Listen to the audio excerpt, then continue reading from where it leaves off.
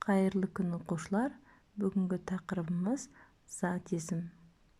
Зат есім дегеніміз заттың құбылыстың атын білдіріп, кім, не, кімдер, нелер деген сұрақтарға жауап береді. Мысалға, адам аттары, құс аттары, жануарлар. Зат есім тұлғасына қарай негізгі зат есім және туынды зат есім болып екіге бөлінеді.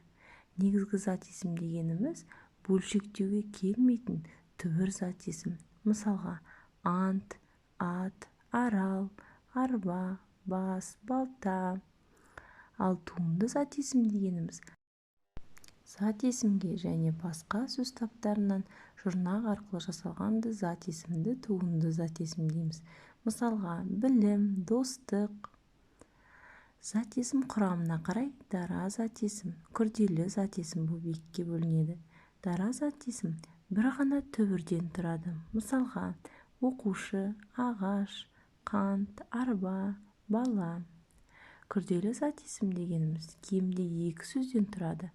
Мысалға, кемпір қосақ, ата ана, тағы сол сияқты сөздер күрделі зат есімге жатады. Зат есім жалпылай немесе жекелей атауына қарай жалпы есімдер, жалқы есімдер болып екіге бөлінеді. Жалпы есім дегеніміз бір тектес заттардың жалпы атауы. Мысалға, ағаш, ат, арал, бала. Жалқы есім дегеніміз бір тектес заттардың өз ішінде жекелеген атау. Мысалға, кісі аттары, газет, журнал аттары, қала, көше, географиялық атаулар. Зат есім мағынасына қарай деректі зат есім, дерексіз зат есім болып екіге бөлінеді.